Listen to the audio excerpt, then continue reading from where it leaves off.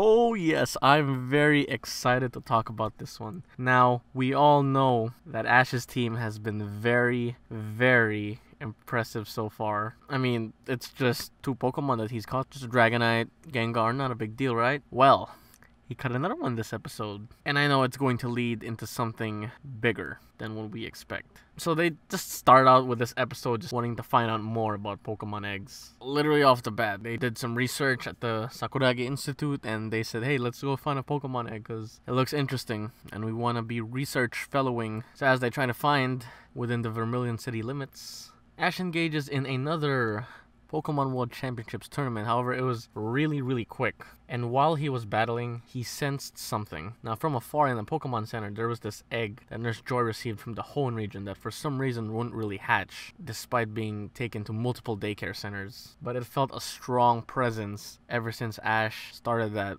battle nearby. It seems as if something was calling to him.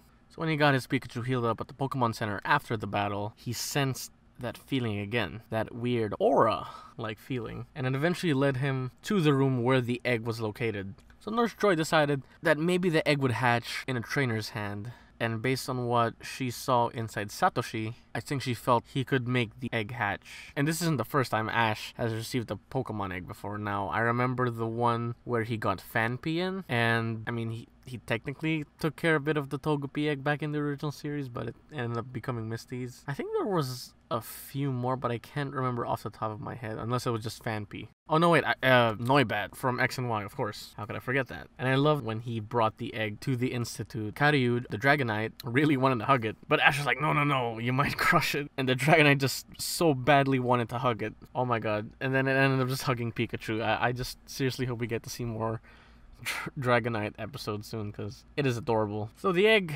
eventually hatched overnight, like seriously on the first day that he received it. I mean, what it looks like the first day. And I was pretty surprised that it hatched that quick. They could have developed it as he was traveling around the Pokemon world, but I guess this episode just really wanted to make it straightforward and make it known that it's a Riolu. But it's different. I like the direction they're going here. I mean, in the spoilers, everybody pretty much knew that it was going to be a Riolu. Like, there was like no need for speculation and whatnot. And the hatching of the Pokemon is unlike any other. You thought that the first thing it sees, it immediately knows, oh, that's my trainer, and I should go listen and love him or her. But immediately, this Riolu just starts attacking everything it sees as it was born, and just dashes out of the Institute. Which makes me think, where did this egg come from? Is there like a backstory somewhere here where the egg maybe came from like an aggressive Lucario clan that is known for battling non-stop? It literally just wants to battle anything it sees. Once it went out to the Vermilion City outskirts, it just headbutts anything in its way. And you kind of feel sorry for it. It was probably just a level 1 Riolu, and then it's getting completely destroyed by all these wild Pokemon that probably have more experience in defending themselves. So Ash and Go naturally try to go find for it in hopes to calm it down. When it finally faced off with one Onix, it always has to be like that big Onix, right? It absolutely did not back down whatsoever, despite being very injured from the previous Pokemon attacks. And then Ash showed up. Then it sensed that weird sensation again, that aura. He sensed Ash's aura as he was confronting the Onix, or Iwark in Japanese, as he tries to defend Riolu with Pikachu, or he tried to battle with Pikachu. Then Riolu suddenly realizes, you know what, I think I want him to be my trainer after all. So he just pushes Pikachu out of the way, like, move sucker, and battles in its place. And Ash gives it commands and it completely listens, because Riolu knew that something was special within Ash ever since it was still in its egg. Thanks to Ash's guidance and his experience with battling, they took down the Onix. Too bad Go wasn't there because he'd probably catch it. And this Riolu is one tough cookie. You know, it's a good thing that it immediately obeys Ash, but what I notice is that it kind of wants to be Ash's trainer just for the sake of getting stronger, not for the sake of being a friend or being a buddy. But I'm sure it'll develop over time. It's just by the looks of this episode, it's kind of a reverse hall training method where he treats everybody as battle servants and not friends. But I mean, you know, it did smile when it tried to act tough for Ash before collapsing. And Ash even offered a piggyback ride to the Pokemon Center, but nope. Being the tough cookie that Riolu is, and it's honestly adorable when it gets mad.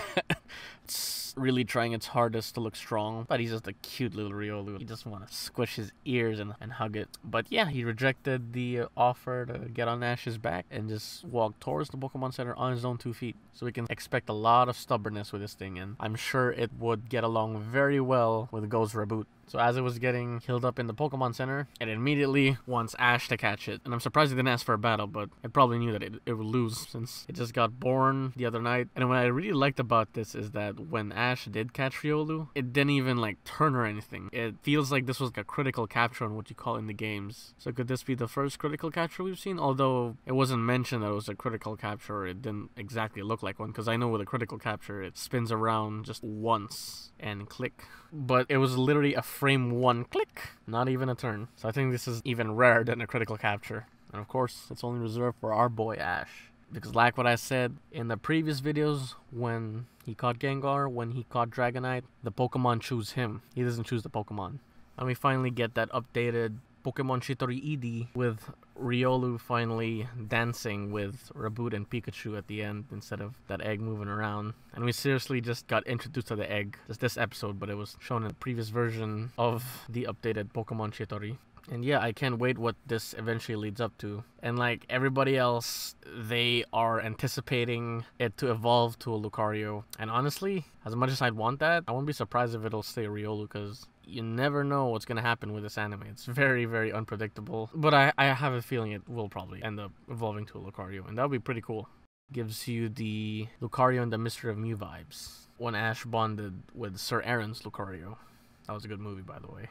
And I feel like as we learn more about where Riolu came from, I have a slight feeling, now this is a bold prediction I'm putting out there, that he probably might release Lucario or Riolu to do some protecting of its clan, or just simply going back to the habitat it was originally from.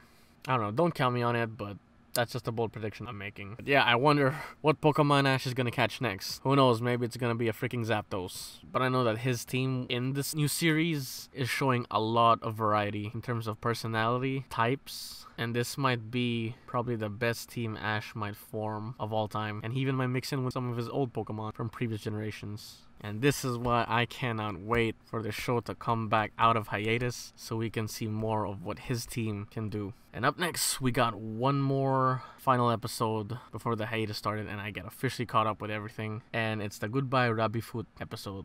Now, of course, with every goodbye in the title, you know it's not leaving. Japanese Pokemon writers always want to bait whenever they have those farewell titles with the characters or Pokemon. It's not happening. I mean, I already watched it, so we all know it's not happening. But I'll be glad to give my thoughts on it. So yeah, Ash's aura is within him.